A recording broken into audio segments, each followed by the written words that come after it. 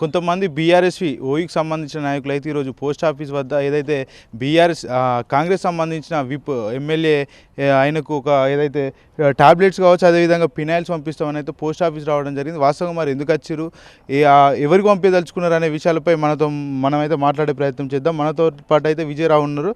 చెప్పండి, అసలు ఈ టాబ్లెట్స్ ఏంది, పినాయిల్స్ ఇవన్నీ పట్టుకుని ఎందుకు పోస్ట్ ఆఫీస్కు మీరు వచ్చారు, అసలు ప్రధాన ఉద్దేశం ఏంది? అయితే ఇలా కాంగ్రెస్ పార్టీ మాయ మాటలు చెప్పి ప్రభుత్వంలోకి వచ్చింది.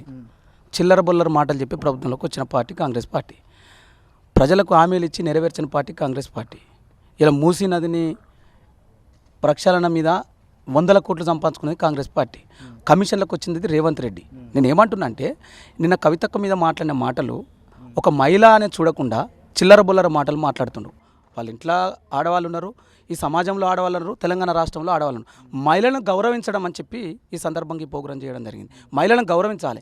తన నోటు ఎంఎన్ శ్రీనివాసరెడ్డి, బీర్లైలయ వాళ్ళ నోరును అదుపులో పెట్టుకోవాలి.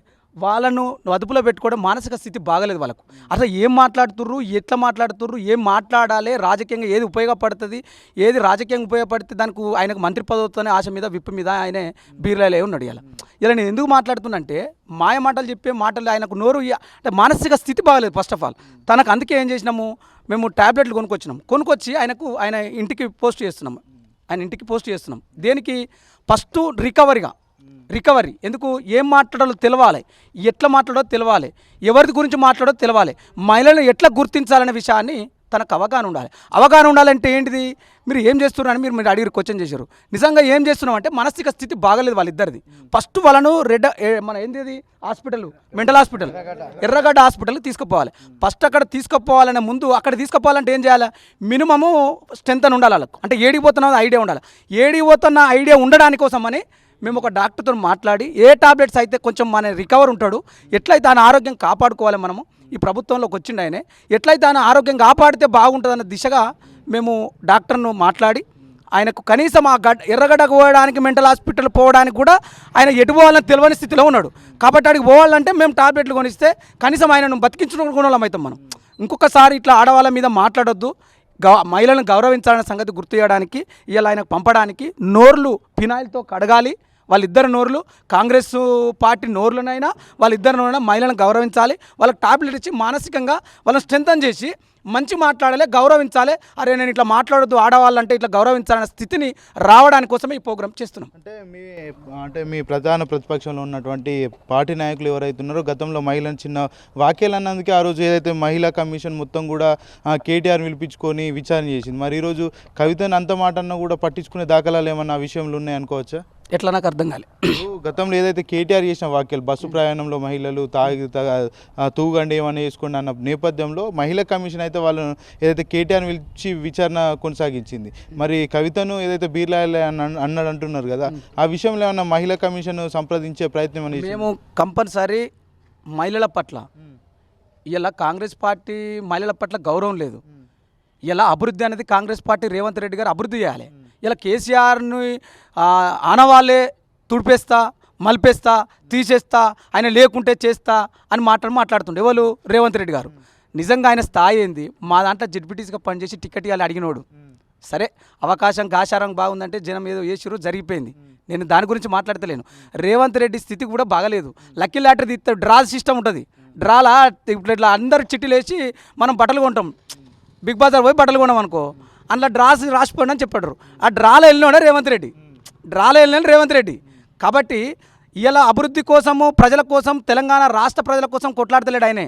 తన కమిషన్లు ఎట్లా సంపాదించుకోవాలి, మళ్ళనైతే నేను రాను, మళ్ళీ అయితే పార్టీ ఉండదు, ఎన్నడో అందులో పార్టీ ఉండదు. ఒకసారి టీఆర్ఎస్లో ఉన్నాడు, ఒకసారి టీడీపీ పోయిండు, ఇప్పుడు ఎన్నికకి వచ్చిండు, మళ్ళీ కాంగ్రెస్కి వచ్చిండు. రేపు ఎన్ని ఉంటాడని కూడా తెలియదు.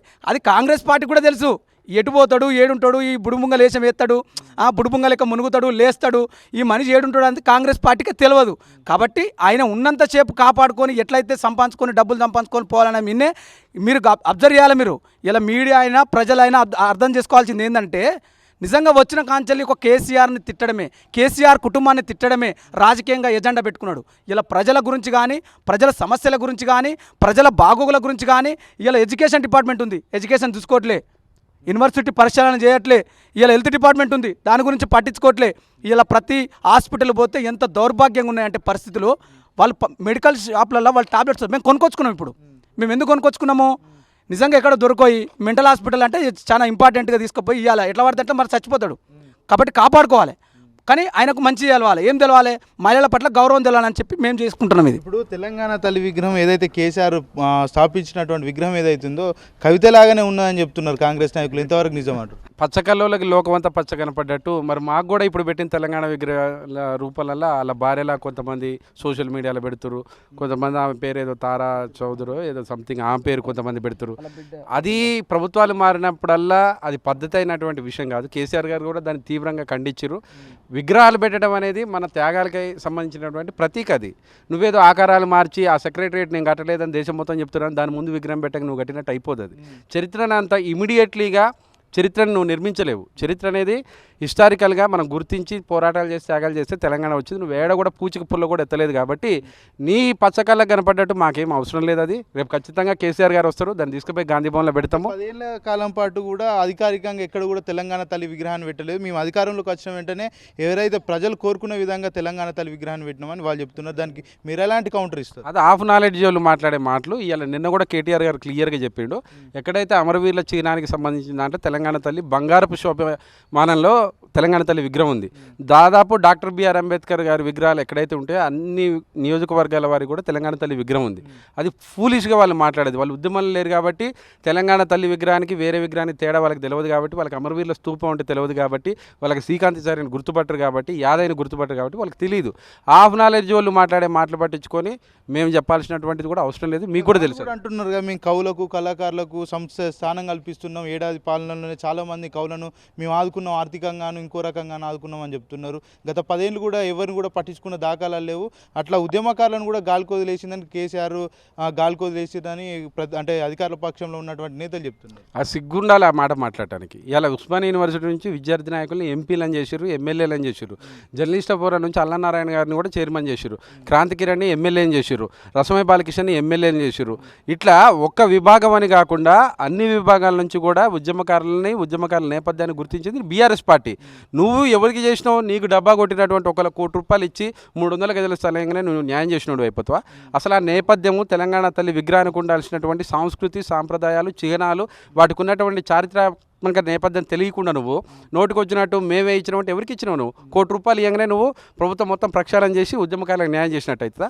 ఇదన్నీ కూడా అర్ధరహితమైనటువంటి మాటలు. ఏ పూటకు ఆ పూట ఏదో ఒకటి చెప్పుకొని పూట గడిపేవారని చేసేది రేవంత్ రెడ్డి ఏమీ చేయలేడు. ప్రజలకు అర్థమైపోయింది. ఈ తీవ్రమైన నైరాశ్యాన్ని వ్యతిరేకతను తప్పించుకోవడానికే ఏ రోజుకారో సంబరాల పేరు మీద ప్రజల డబ్బును వృధా చేస్తూ ప్రజల డబ్బుతోటి వాళ్ళు విలాసవంతమైన జీవితాలు గడుపుతారు తప్పించి వీళ్ళు తెలంగాణ ప్రజలకు ఏమి ఇచ్చేస్తారనే నమ్మకం ఎవరికీ లేదు. ఎందుకు మరి పదే కవితను టార్గెట్ చేసి ఇట్లాంటి విమర్శకర వాక్యాలు ఎందుకు ఇవ్వాల్సి వస్తుంది? కాంగ్రెస్ ప్రభుత్వంలో ఉన్న నేతలు కావచ్చు, పార్టీ నాయకులు కావచ్చు. దక్షిణ భారతదేశంలో జైలుకు వచ్చిన ఏ ప్రధానమైనటువంటి మహిళ కానీ దేశ రాజకీయాలలో చాలా కీలకంగా పనిచేసినటువంటి నేపథ్యం ఉంది. గతంలో జయలలిత 6 సార్లు ముఖ్యమంత్రి చేసినా, బలవంతంగా కుట్ర కేసుల జైలుకు పంపించిన, కనిమలిని పంపించిన, ఇట్లా ఏ మహిళా నాయకురాలు జైలుకు పోయి వచ్చినా దేశ రాజకీయాలలో కీలకంగా ఉంటుంది. వీళ్ళకంటే అనర్గళంగా లోతుగా విశ్లేషించగలుగుతుంది. సమాజంలో కింద నుంచి కూడా జాగృతి అనే ఒక సంస్థ పెట్టి బలహీన వర్గాల నుంచి వచ్చినటువంటి నాయకత్వాన్ని ఆమె ప్రధానంగా కాపాడుకుంటూ వచ్చినటువంటి సంస్కృతి. ఆమె పార్లమెంట్లో ఉంటేనే జీర్ణించుకోలేనటువంటి వ్యక్తులు యావత్ ఆర్ఎస్ఎస్తో కలిపి ఆమెని పార్లమెంట్కి పోకుండా ఓడించిన చరిత్ర బీజేపీకి ఉంది. కాబట్టి వీళ్ళందరికీ కూడా భయం స్టార్ట్ అయింది. కేసీఆర్ గారి తర్వాత ఆ స్థాయి ఆలోచించగలిగినటువంటి మేధస్సు, ఆ లోతైనటువంటి క్రమశిక్షణ, ఆ లోతైనటువంటి రాజకీయ భావజాలం ఉన్న వ్యక్తి కాబట్టి కవితక్క మీద భయంతో నోటుకొచ్చినట్టు ఈ చిల్లర మాటలు మాట్లాడుతున్నారు. సోనియా గాంధీ కూడా మీ రాష్ట్రానికి మీ పార్టీకి అధ్యక్షురాలు ఉంది దేశానికి. మరి మీకు కనీసం అవగాహన ఉండాలి మహిళల మీద మాట్లాడేటట్టు. మీ మానసిక పరిస్థితి సరి చేసుకోకపోతే ఒక బస్సు పెట్టి అసెంబ్లీ నుంచి మొత్తం తీసుకుపోయి ఎర్రగడ్డలు కూడా జాయిన్ చేస్తామని కూడా తెలియజేస్తున్నాం. ఓకే అన్న, ఇక్కడ చూసుకుంటే ఏదైతే ఫినాయిల్ కావచ్చు, టాబ్లెట్స్ కావచ్చు, ఇవన్నీ కూడా పోస్ట్ ఆఫీస్కి ఎందుకు పట్టుకురావాల్సి వచ్చింది? అసలు ఎవరు పంపిద్దామని ఉద్దేశంతో తెచ్చిరు? శాంపిల్ అయితే బీర్లాయలేకొని ఎన్ఎస్ శ్రీనివాసరెడ్డికి పంపిస్తున్నాం. ఎన్ఎస్ శ్రీనివాసరెడ్డి ఏ పార్టీలో ఉండో కూడా ఎవరికి తెలియదు. ఇక బీర్లాయలే పిచ్చి కుక్క కింద గారిస్తే ఎట్లా మాట్లాడతారు?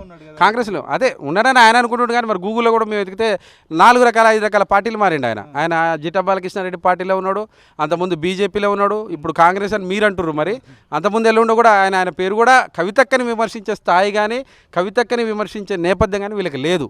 వీళ్ళు ఎక్కడైతే మేము ఆమెను విమర్శిస్తే మేము పాపులర్ అవుతామనేది అంటున్నారు. కాబట్టి మీ స్థాయి అది కాదు. మీకు మందులు ఫినాయిల్ మీ స్థాయి, ఇది బరాబర్ కూడా మీకు కొరియర్ చేయడానికి మేము పోస్ట్ ఆఫీస్కి వచ్చినాం.